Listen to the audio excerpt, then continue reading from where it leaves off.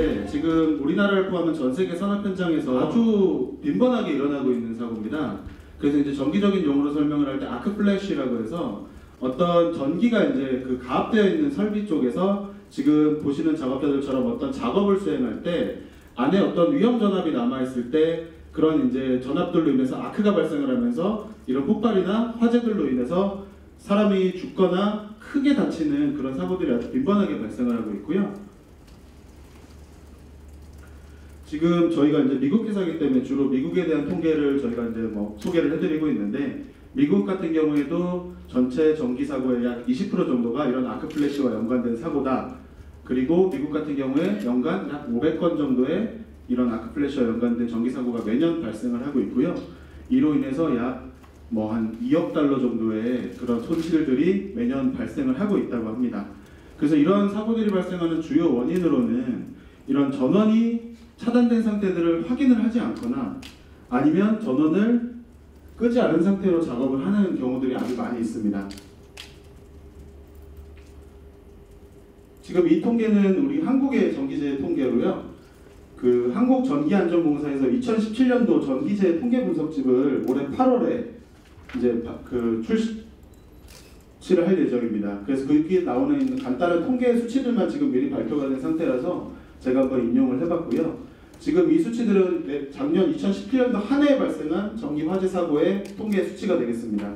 그래서 약 8,011건의 전기 화재가 발생을 했고, 그로 인해서 32명의 사망자와 185명의 부상자가 발생을 했고요. 그리고 저희가 오늘 말씀드릴 그런 위험전압, 잔류전압으로 인해서 발생하는 감전재해들로 인해서 532명의 사상자가 발생을 했죠.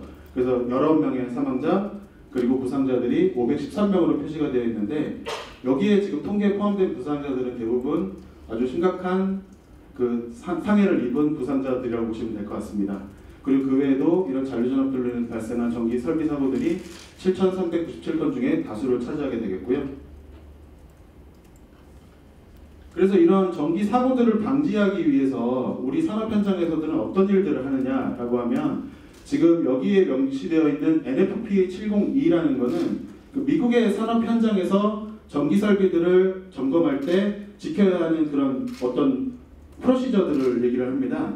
그래서 여기 보시면 보통 산업 현장에서 그런 위험 전압들이 전기 설비나 전기 판넬 안에 남아있지 않은지를 확인하기 위해서, 여기 아마 익숙하실 겁니다. 이런 휴대용 포터블 테스터들을 이용해서 테스터가 정상 작동하는지 확인을 하고, 그 이후에 어떤 장비 안에 자기들이 체크하고 싶은 지점을 전압을 점검을 하고, 그 이후에 다시 한번 테스터 자체에 문제가 없는지 확인을 하고, 그리고 이제 어떤 정기 점검이나 뭐 어떤 정비 작업들을 수행을 하도록 되어 있는데, 지금 아래에 보시는 것처럼 약 55% 정도의 전기 작업자들이 이 휴대용 테스터를 이용한 전압 점검 과정에서 실제 부상을 당하거나 아니면 거의 부상에 근접하는 위기 상황을 경험했다라는 통계가 미국에서 지금 발표가 되어 있습니다.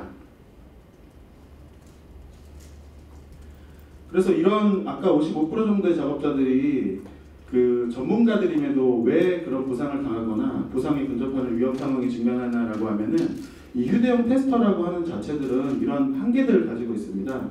그래서 이것도 휴대용 테스터도 기계 장치이기 때문에 기계적인 고장이 발생할 우려가 있죠. 어떤 뭐 전원에 문제가 있을 수도 있고요. 아니면은 어떤 보통 전기 작업 현장들이 극한 환경에 처해 있기 때문에 그것들로 인해서 기계 수명이 단축되거나 아니면 기계 작동 자체에 문제가 생기는 경우가 될 수도 있고, 아니면 테스트 장비들이 또 여러 회사에서 출시가 되어 있기 때문에 그 장비의 작동법에 대해서 숙지를 정확하게 하지 못하고 있는 경우들도 생각보다 많이 있고요. 그리고 또 어떤 뭐 자기가 원래 사용하던 장비가 아닌 다른 장비들을 대여를 했다거나, 아니면은 그 다이얼들 같은 어떤 뭐 작동법들이 있는데 그거를 어떤 뭐 부주의함으로 인해서 잘못 세팅을 했다거나 이런 것들로 인해서도 많이 발생을 하고요. 그리고 아주 숙련된 전문가가 정확한 작동법을 가지고 테스트를 하더라도 이 휴대용 테스터 같은 경우에는 전기 판넬이나 전기 장비의 도어를 오픈을 한 상태로 그 전기 개통 회로에 사람이 직접적으로 컨택을 해야 되는 위험이 있습니다. 그래서 그런 어떤 상존하는 위협에 대해서 사람이 직접적으로 노출되는 과정들이 있는데, 어떤 뭐 잠깐의 부주의함이라든지 아니면 예상 못한 어떤 문제들로 인해서 부상을 입는 경우들도 아주 많습니다.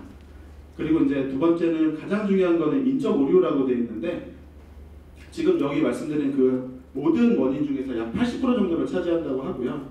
아까 잠깐 설명드린 것처럼 숙련된 작업자들이라도 어떤 부재함으로 부상을 당하는 경우들도 있지만 현장에서 보면은 이런 작업들에 익숙하지 않은 작업자들이나 아니면 작업을 하지 않는 사람들이 어떤 일시적인 필요에 인해서 도어를 열고 전압을 체크하는 과정들이 있는데 그 과정에서도 아주 많은 문제들이 발생을 하게 됩니다.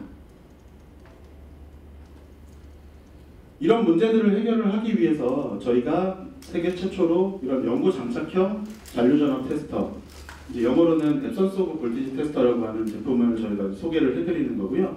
제품명은 베리세이프라고 합니다. 그래서 여기 보이는 세 가지 지금 컴포넌트들을 여기 앞에 보이는 것처럼 어떤 전기 장비나 판넬 내부에 영구적으로 설치하는 형태가 됩니다.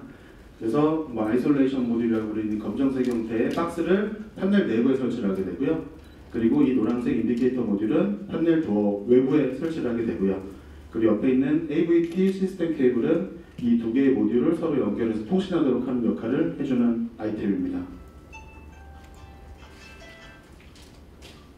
그래서 저희 이 연구 장착형 그 베리세이프가 기존의 포터블 테스터와 뭐가 다르냐라고 하면은 일단은 포터블 테스터 같은 경우에는 사람들이 휴대를 하면서 기존의 전기 장비에 도어를 열고 이제 뭐 어떤 작업들을 해서 그 전압을 점검할 수 있는 제품들인데 저희는 모든 판넬에 영구적으로 장착되는 형태라는 게 가장 큰 차이점이고요.